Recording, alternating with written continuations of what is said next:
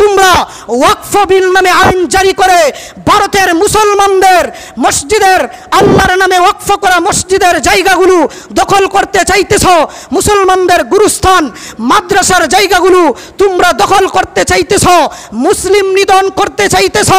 ইনশাল্লাহ জানিয়ে দিতে চাই, মুসলমান আগেও ছিল, এখনো আছে, ভবিষ্যতেও থাকবে। যদি মুসলমানদের পিছে লাগো, তোমাদের হিন্দুস্তান থাকবে না। হিন্দুস্তানের লাল কেল্লায় কালেমার পতাকা উড়বে। সুলতান মাহমুদ গজনবী আবার আসবে, সুলতান মাহমুদ গজনবীর উত্তরসূরিরা আবার আসবে। মোহাম্মদ বিন কাসেম সেই সুদূর আরব থেকে আবার আসবে, হিন্দুস্তানে কালেমার পতাকা উড়াবে, কালেমার পতাকা উড়াবে। কথা বলেন ঠিক না বেঠে? করেছে কখনো ইসলামের জন্য কারো কাফের পরাশক্তির কাছে মাথা নত করে নাই। শুধু তাই নয়, এর পরবর্তী যুগেও আমরা দেখেছি ইমামে আজম আবু হানিফা রহমাতুল্লাহ আলাইকে ওই সময়ের জালেম কারাগারে নিয়েছিল, একটি পদ তাকে দেওয়ার এই কথা বলেছিল। ইমামে আবু হানিফা ওই জালেমের কাছে মাথা নত না করার কারণে ইমামে আজমকে তারা বিষ প্রয়োগ করে ওই কারাগারের মধ্যে শহীদ করে দিয়েছিল। ইমামে শাফি, ইমামে মালিক, ইমামে আহমদ ইবনে হাম্বলকেও দৈনিক 100 বেতাঘাত করা হতো।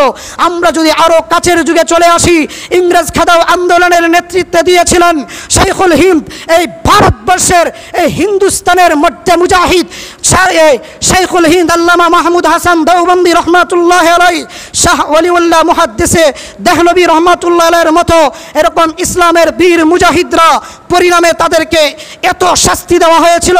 শাইখুল হিন্দ মাহমুদ হাসান দেওবন্দি রহমাতুল্লাহ আলাইকে মাল্টার কারাগারে যখন ইংরেজরা ধরে নিয়ে গিয়েছিল, অবশেষে উনার যখন আপনার গোসল দেওয়া হলো, তার খাদেমে বলল যে উনার শরীরে বিভিন্ন জায়গায় ক্ষতস্থান হয়ে গিয়েছে, গর্ত হয়ে গিয়েছে।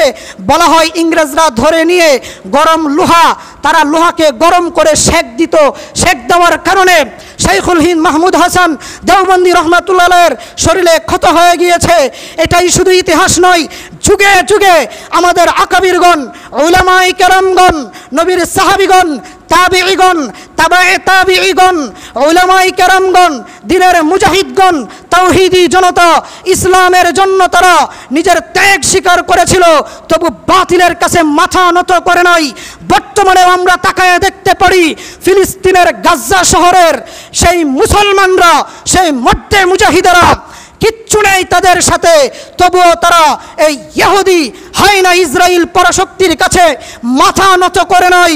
আমাদের পার্শ্ববর্তী দেশ ভারতের মতো পরাশক্তির দেশে মাত্র 35 কোটি মুসলমান 100 কোটি কট্টর হিন্দুত্ববাদীর বিরুদ্ধে রুখে দাঁড়িয়ে তারা নারায়ে তাকবীরের স্লোগান দিয়ে যাচ্ছে, তবুও তারা বাতিলের কাছে, গুজরাটের কসাই নরেন্দ্র মোদীর কাছে মাথা নত করে নাই। তারা বজ্রকণ্ঠ দিয়ে যাচ্ছে। ইনশাল্লাহ আজকে বাংলাদেশের এই জুমার মঞ্চ থেকেই মিডিয়ার মাধ্যমে জানিয়ে দিতে চাই, বাংলাদেশের তাওহীদি জনতার পক্ষ থেকেও বলতে চাই, হে গুজরাটের কসাই নরেন্দ্র মোদী, কট্টর হিন্দুত্ববাদিত্ব তোমরা শুনে রাখো। আমাদের মুসলমানের ইতিহাস খুবই ভয়ঙ্কর। আমরা এমনিতেই আসি নাই, যুগে যুগে ইসলামের জন্য আমরা জীবন দিয়েছি, রক্ত দিয়েছি। এই ভারতবর্ষ মুসলমানরা 800 বছর শাসন করেছে।